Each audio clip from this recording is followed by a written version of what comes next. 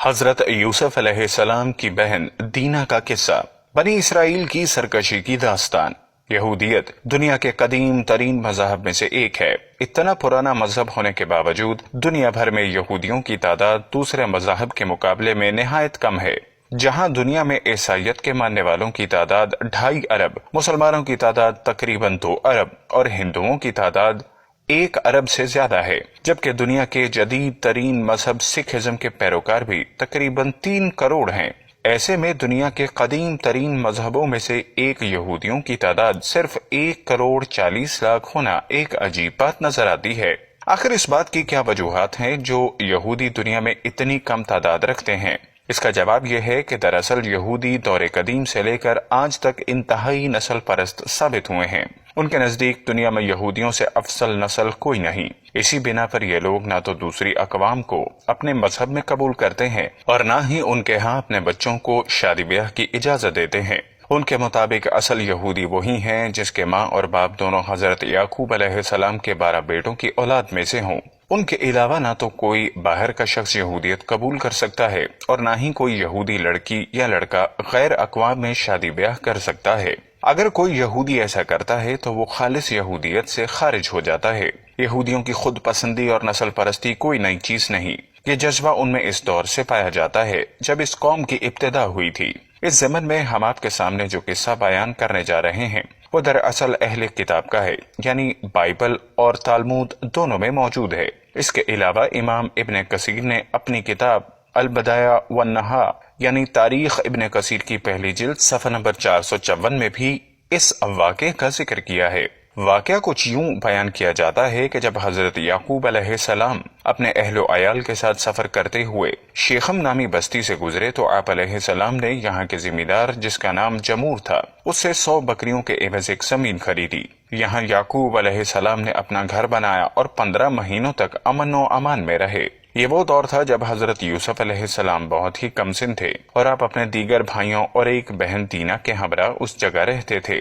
کچھ عرصے بعد اس بستی یعنی شیخم کے باشندوں نے ایک بڑی ضیافت کا اہتمام کیا۔ اس خوشی کے موقع پر یہاں کے رہنے والوں نے حضرت یعقوب اور ان کے اہل خانہ کو بھی اس ضیافت میں شرکت کی دعوت دی۔ اس دعوت کے موقع پر اس بستی کے شہزادے شکم بن جمور اور اس کے گھر والوں کو حضرت یعقوب علیہ السلام کی بیٹی دینا کی سیدھی سادی شخصیت بہت پسند آئی۔ اس دعوت کے بعد بستی کا حکمران جمور حضرت یعقوب علیہ السلام کے پاس حاضر ہوا۔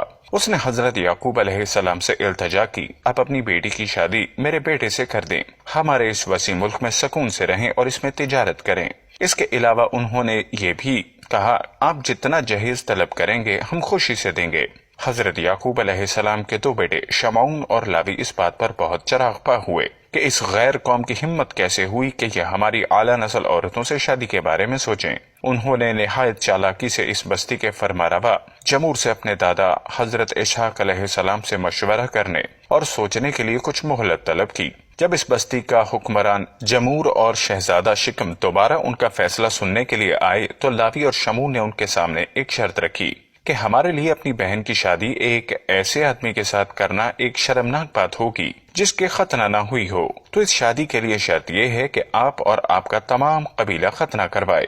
یہ بہت بڑی شرط تھی، لیکن شیخم نامی اس بستی کے تمام مرد اپنے شہزادے اور بادشاہ کی خوشی کی خاطر ختنہ کروانے پر رضامند ہو گئے۔ ختنہ کروانا دراصل بنی اسرائیلیوں کی طرف سے کوئی شرط نہ تھی، بلکہ یہ ایک چال تھی۔ جب یہ تمام شہر ختنہ کروا چکا تو اس سے اگلے ہی دن وہ لوگ اپنے ارادوں کو پورا کرنے نکلے اور ایک ناگہانی آفت کی طرح اس بستی پر ٹوٹ پڑے۔ اس بستی کے تمام مرد ختنے کے باعث درد میں مبتلا تھے، چنانچہ حضرت یعقوب علیہ السلام کے بیٹوں کو زیادہ مزاحمت کا سامنا نہ کرنا پڑا اور انہوں نے بادشاہ جمور اور شہزادے شکم سمیت تمام بستی کے مردوں کو قتل کر کے ان کا مال و اسباب لوٹ لیا۔ حضرت یعقوب علیہ السلام کو جب اس واقعے کی اطلاع ملی تو آپ اپنے بیٹوں کی اس حرکت پر شدید غمزدے اور ناراض ہوئے اور اپنے بیٹوں کی اس حرکت پر شدید ملامت کی۔ اس واقعے پر حضرت یعقوب علیہ السلام کی ناراضگی اس حد تک تھی کہ بائبل کے مطابق جب آپ نے اپنی آخری وصیت کی تب بھی اپنے بیٹوں شمعون اور لاوی کو بے گناہ انسانوں کے اس قتل عام پر معاف نہ کیا تھا۔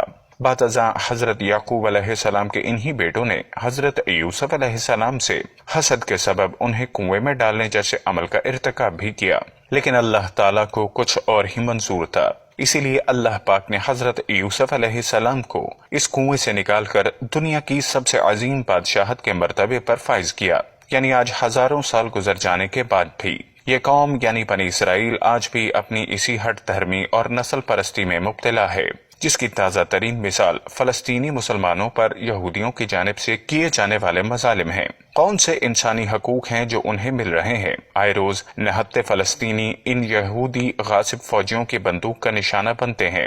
دوسری جنگ عظیم کے دوران ہٹلر کے ظلم و ستم کا رونا رونے والے یہ یہودی آج فلسطینیوں پر اس قدر ظلم و ستم ڈھا رہے ہیں جنہیں دیکھ کر شاید ہٹلر کا دل بھی پسیج جائے، اور یہودیوں کی ان تمام حرکتوں کا سبب صرف ان کی نسل پرستی اور سرکشی ہے، جس کی وجہ سے یہ لوگ آج بھی خود کو خدا کا پسندیدہ قوم تصور کر کے ہر غلط کام اور گناہ سے مبرہ قرار دیتے ہیں، جبکہ ہمارا دین اسلام ہمیں یہ ترغیب دیتا ہے کہ دنیا میں موجود تمام انسان برابر ہیں، کسی کالے کو گورے پر اور گورے کو کالے پر کوئی فضیلت حاصل نہیں، نہ تو کوئی اجمی کسی عربی پر فوقیت رکھتا ہے اور نہ کوئی عربی کسی اجمی پر۔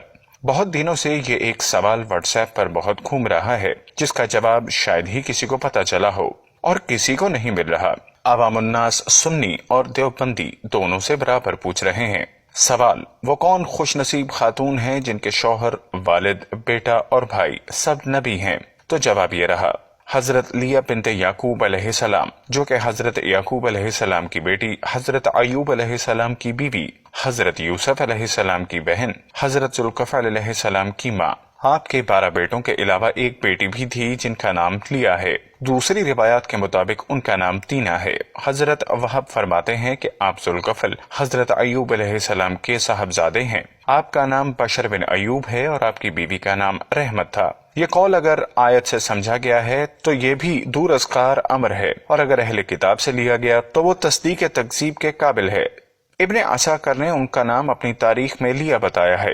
یہ منشا بن یوسف بن اسحاق بن ابراہیم علیہ السلام کی بیٹی ہیں۔ ایک قول یہ بھی ہے کہ حضرت لیا حضرت یعقوب علیہ السلام کی بیٹی، حضرت ایوب علیہ السلام کی بیوی ہیں، جو شفیہ کی زمین میں آپ کے ساتھ ہیں۔ سیدنا یوسف علیہ السلام کی والدہ کا قصہ۔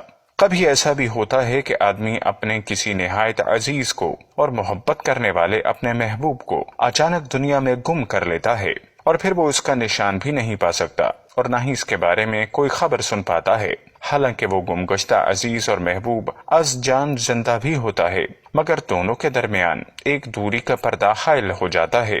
پھر اللہ تعالیٰ ان دونوں کی ملاقات کے اسباب پیدا فرما دیتے ہیں اور وہ کسی جگہ اکٹھے ہو جاتے ہیں۔ اس کے باوجود کہ ایک دوسرے سے بچھڑے ہوئے دو محب پورا یقین کر لیتے ہیں کہ وہ کبھی بھی ایک دوسرے سے نہ مل پائیں گے، اللہ کریم ان دونوں کو کہیں نہ کہیں باہم ملا دیتے ہیں۔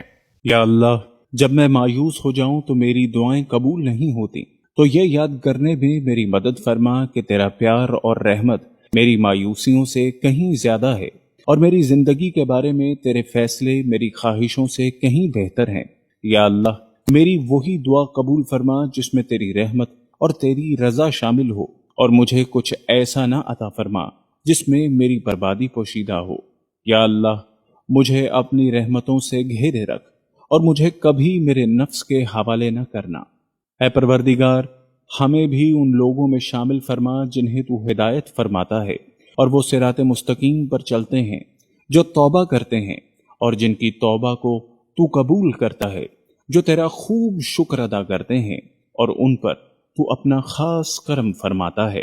یا اللہ، مجھے اپنی مانگی ہوئی ہر دعا پر اعتبار ہے کہ وہ آپ کے در تک ضرور پہنچے گی، کیونکہ مجھے اس بات پر پورا یقین ہے کہ جو دعا درود پاک میں بند کر کے بھیجی جائے، میرا رب اس دعا کو کبھی رد نہیں کرتا۔ اللہم صلی علی محمد وعلی آل محمد کما صلیت علی ابراہیم وعلی آل ابراہیم انک حمید مجید۔ اللہم بارک علی محمد وعلی آل محمد کما بارکت علی ابراہیم وعلی آل ابراہیم انک حمید مجید۔ محترم ناظرین، دعا کی زنجیر کھٹکھٹانا بھی قرب ہے۔ دعا سے محروم ہونے والا اللہ سے محروم ہو گیا۔ جب انسان بزرگوں کی عظمت کو تسلیم کرنے سے منکر ہو جائے تو دعا چھن جاتی ہے، دعاؤں کا آسرا بھی چھن جاتا ہے۔ आप सबसे इल्तमास है कि दुआओं का दामन कभी हाथ से मत छोड़िए। अल्लाह आप सबका हामी व नासिर हो, आमीन। हम उम्मीद करते हैं आपको हमारी आज की ये वीडियो ज़रूर पसंद आई होगी।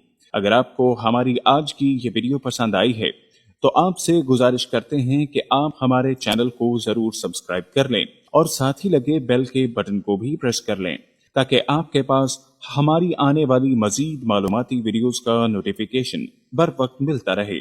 सब्सक्राइब के साथ साथ हमारे वीडियो को लाइक भी करें और अपनी कीमती राय का इजहार कमेंट्स में ज़रूर करें।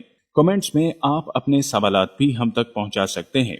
अल्लाह ताला आप सबको अपनी हिफ्ज़ो अमान में रखे। हम उम्मीद करते हैं कि आप आइंदा भी इसी तरह हमारी वीडियोस को पसंद करते, शेयर करते और लाइक करते रहेंगे।